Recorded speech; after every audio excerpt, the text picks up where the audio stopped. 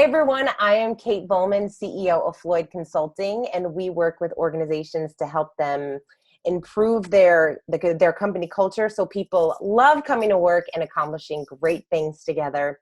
And we have the best clients, and I'm so excited to introduce you to Mike DeSalvo. He is a certified financial planner and awesome certified dream manager also. And we're going to talk a little bit about his experience as a dream manager. So, Mike, thank you so much for hopping on and doing this with me. Thanks for having me. Great to be doing it. So, why don't you tell us a little bit about you and your business first, just so people know what it is that you do? Yeah, so as you mentioned, I'm a certified financial planner. I'm in the financial planning industry. I'm with a company out of the St. Louis, Missouri area. And I've been in business for about 10 or 11 years. Awesome. And I remember when you originally called, what that was like about a year ago, Yeah, a few years ago.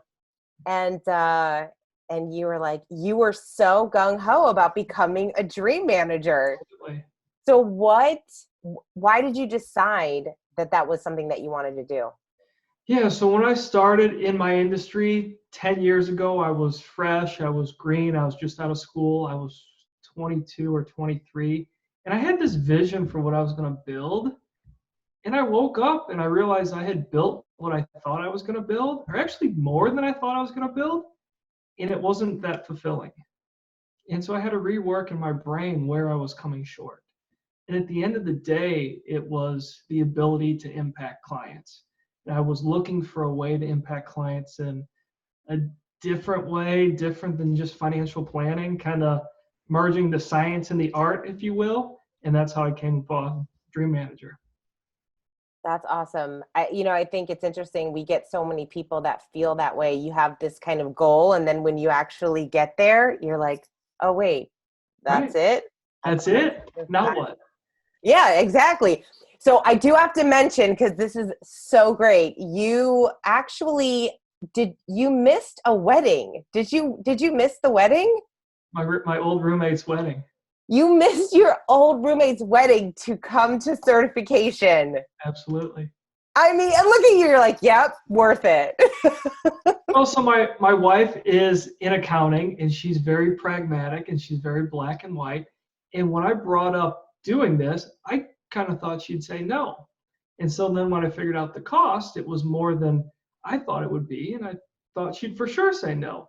And I brought it up to her, and she said, yeah, you should do it. So I'm like, I'm all in. I'll skip the wedding. I'll do whatever. I'm going to do it now. Oh my gosh, that is awesome. So you came and you got certified. How has the Dream Manager affected your life over the past 2 years? I would say it's had a huge, huge impact professionally, but even if it didn't, even if it was only personally, night and day in how it's impacted me. And we can probably do it later in the conversation, but there's tons of examples I can give personally and professionally for the impact that I've had, and just that it's really gone through every area of my life, every area of it. So when you say night and day, give an example of what that means. Like how did it, like what was one of the biggest impacts that it's had on you? I think it's easy to get really caught up in this lie that our happiness is tied to external. If this, then that. And just reframing our brains, even if we don't consciously know we've drifted into that thought process, a lot of times we are. If this happens, then I'll be happy. If I get this next client, if this, if that. And to reframe all that and realize that happiness is 100% inside out. And you control what you can control. I think that's probably been the biggest thing, but there's so many other aspects to it.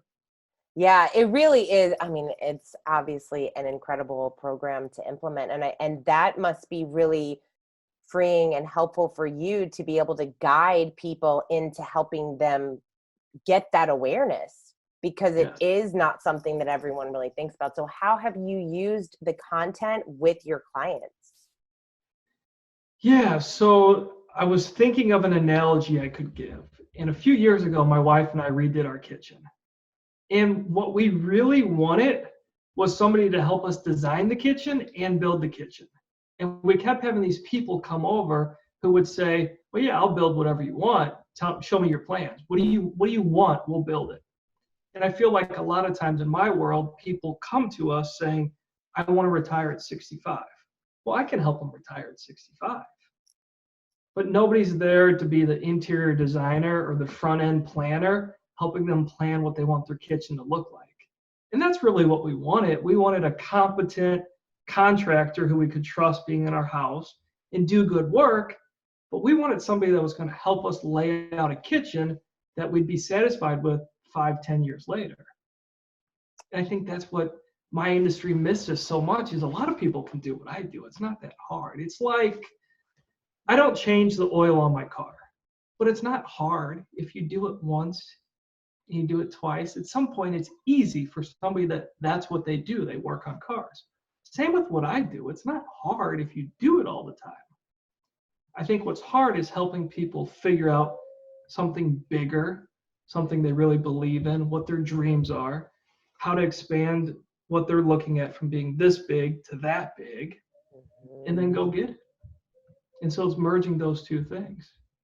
I love that so much, Mike. That is such a great way to explain it, especially because in your field, I mean, look, you're in a competitive space, right? I mean, there's a lot of financial advisors and planners out there. So for you to be able to help make that shift in someone, and because it's not just about the numbers, like anyone can work numbers and make them say whatever. Yeah. But you're helping people so that they don't end up in that phase of, oh, now I'm retired and I have the money I need, but wait a second, what have I done with my life? Right. And in every aspect of what we do, I've been able to reframe it. So traditionally, somebody like me, if they're going to work with somebody on their budget, they're going to send them a budget spreadsheet. Well, I've completely reframed that with clients, and I'm now sending them a journal exercise to just free flow and journal about what do you really want in retirement? What do you really need in retirement? Relationships, health, all of it, right? Because on that budget sheet, we're only talking about financial things. But that's not really what we want or need in retirement. So then I'm helping people figure out what they really want and need, and then assign a dollar amount to that life and that life. And so just the whole thought process has been turned upside down for me. So when you got back, so after certification and when you got back, how easy was it for you to implement what you learned? In an informal way, really easy. Mm-hmm. I don't really take clients through the 12 different chapters or the 12 different months. It's just pull a nugget from here, pull a nugget from there, and use it when it makes sense. Okay. Yeah. And did you see kind of when the first time you did it with a client, or the first time you kind of helped them reframe some of the conversations you were having, did you have any kind of aha moments? Oh yeah. Yeah, you can see the light bulb go off for somebody else. Yeah. That's awesome. Yeah. And especially if you're doing a dream storm with more than a few people, you can tell by the end of that session if there's a trust issue in that room or not. It's amazing. It's amazing how quick you can see it. So have you been using this content with your team to help develop them? Yes, I have. And tell us about that. How's that been going? It's been going really good. It's been really fruitful for me to see the heart of some of my teammates. I'll give you an example. One of my teammates, he has an uncle who, unfortunately, when he was younger, made some decisions that led him to prison. And he found himself back in prison. Well, what I learned through my coworker is these people that come out of halfway houses from prison or for drug issues, they don't have anywhere to go to get from coming out to getting integrated back into life. So one of his dreams, which both shows me his heart, but also just showed me things I never was aware of before, is to have a container house that he can have a revolving door on for people that need temporary housing. So just to be able to know that about somebody, to get to see in a more intimate way members on your team, that's been really fruitful. Another one of my teammates was, like many of us that started my industry young, it's a hard go, and he was hitting some resistance and couldn't quite get through it. The traditional sales approach of make more calls, do more of this, wasn't going to resonate with him. Quite frankly, it's broken. It needs to be changed in many sales industries. And so we went through a dream storm, and we figured out a few really important dreams to him. One was he wanted a private pilot's license. One was he wanted enough income that his wife could stay home so they could have a family. But for him, he wanted to own a house before they had a family. So then we had identified it was really getting to the house first. He wanted to go skiing in Colorado, and he wanted to fully trust in God's plan for him. And so as we worked through all these things, I challenged him because he wasn't tithing, and he talked about how important it was for him. And so we worked through that. And he said, well, I can't afford to.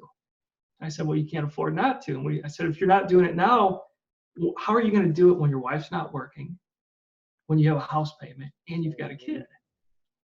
And so he started doing that, but you could tell he felt like he had to do it. And then as time went on, his heart just got convicted that he wanted to do it.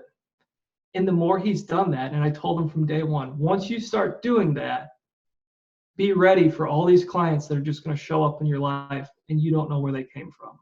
And ever since he started really doing it freely from his heart, he's just had client after client just coming in, and he'll say to me, I don't know how I've met this person. I don't know where they came from.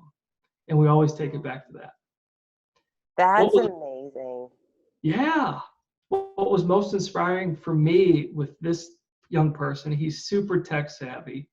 After our conversation, the next day, the background of his computer, he had a picture of an airplane, and he had a number next to it, an income number where he needed to be in order to get a private pilot's license.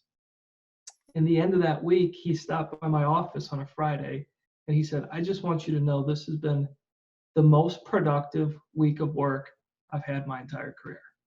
Wow. His momentum's just been rocking and rolling since then.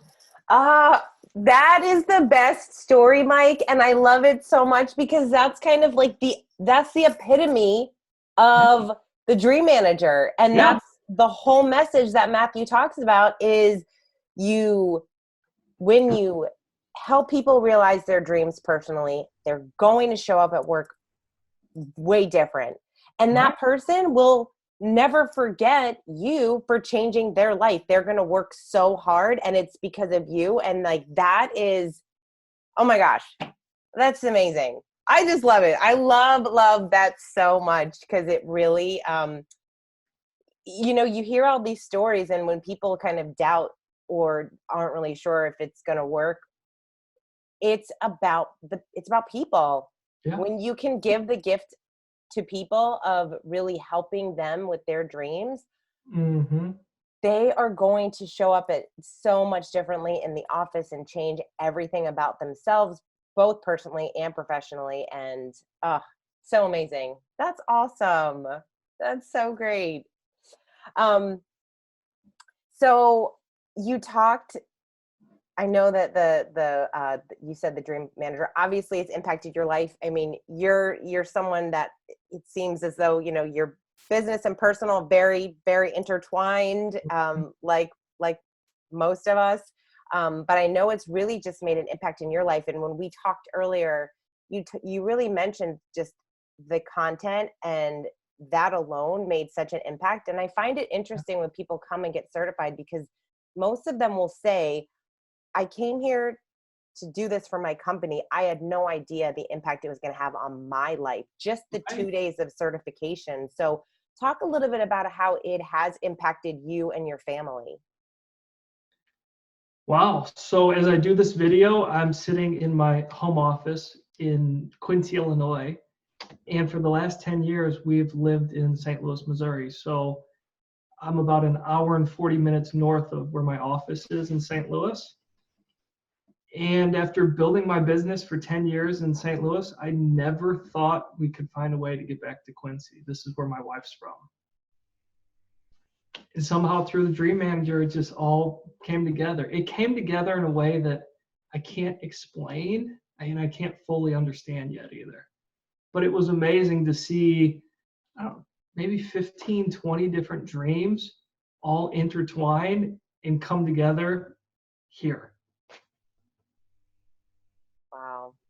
That's awesome. Do you dream with your kids? There's still a touch on the younger side. Yeah. Their biggest dream right now is they want to go to the beach.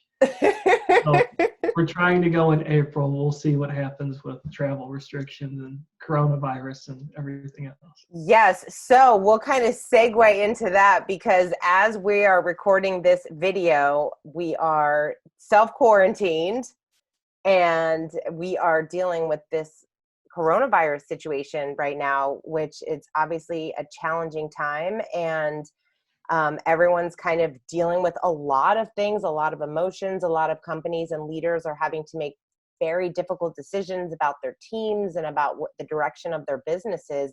So talk about how or has the Dream Manager and going through that program really helped support you in this kind of time of crisis that we're dealing with? Perspective is everything. Yeah. My wife and I were doing P90X yoga yesterday, and I'm sure some people watching this will be familiar with Tony Horton. And he was doing a move and talking about how he has a bad knee and his flexibility is not that good. And my wife made the comment of how he's full of it because his flexibility is great compared to hers. And I told her, I said, it's just perspective. It's like when you're around that person you know who is really wealthy, but they're the least wealthy person in the circle they run with. Right. And so I think for me, the coronavirus is all perspective right now. There's a ton of silver lining if we want to find it. Yeah.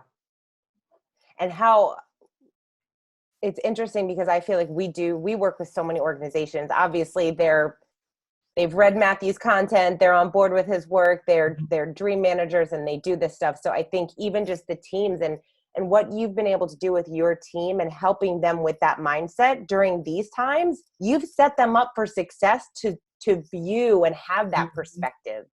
And that's what I find really interesting is that for some people it's all doom and gloom and there's only negative stuff. But for those people that have great leaders that are really supporting them and helping them to really help them become the best version of themselves, then when stuff like this happens, they're not only better when they come to work, but when they go home, they can be that voice of reason. They can be that voice of calmness when so many things feel very uncertain and chaotic.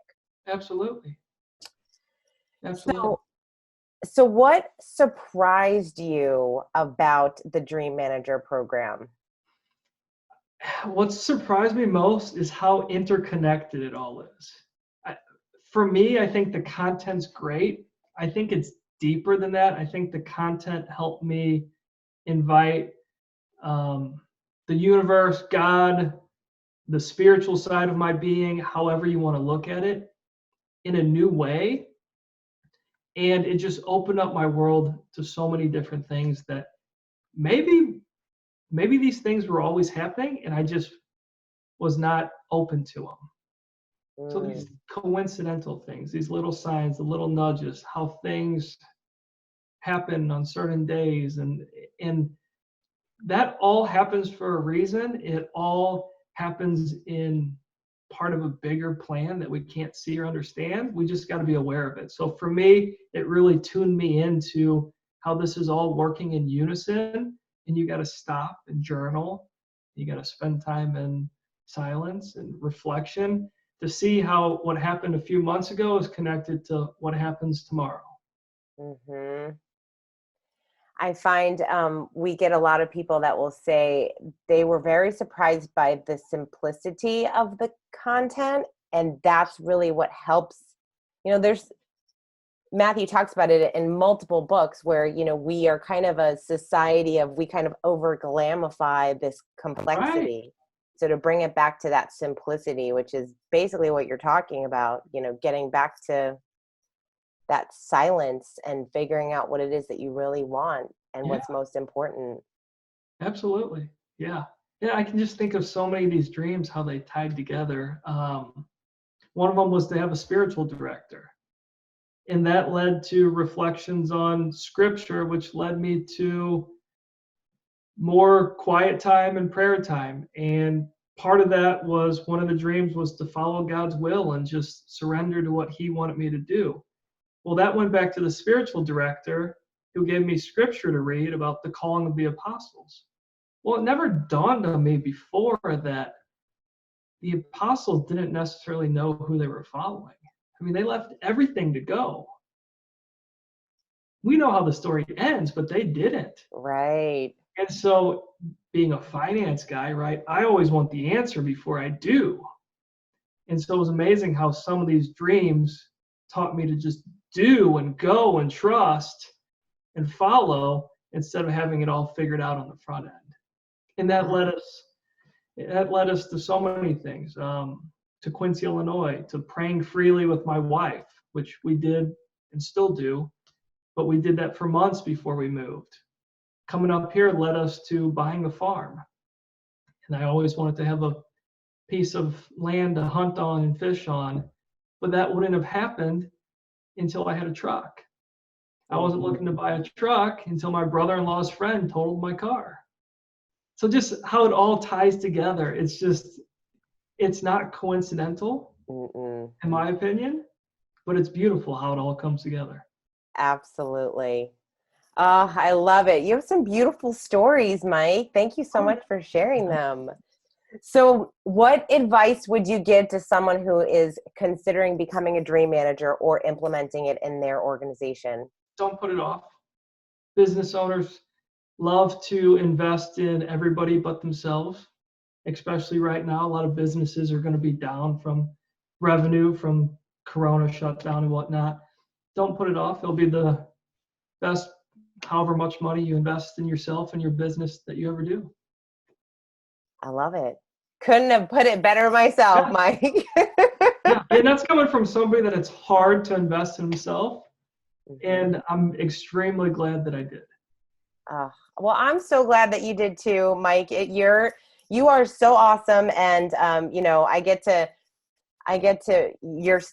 actually still have a dream manager from Floyd, and so I get to kind of hear all the great things that you're doing on a consistent basis, and it's so wonderful to watch you as you grow and continue to kind of become this incredible person, which you already are, but obviously just continuing to grow, helping so many people, helping your team and your family, and I'm so happy that you're in your new home and on your farm and fulfilling all of these dreams that you've had. So it's so wonderful to watch, and you have such a great heart, and it's so wonderful to see. So Thank you.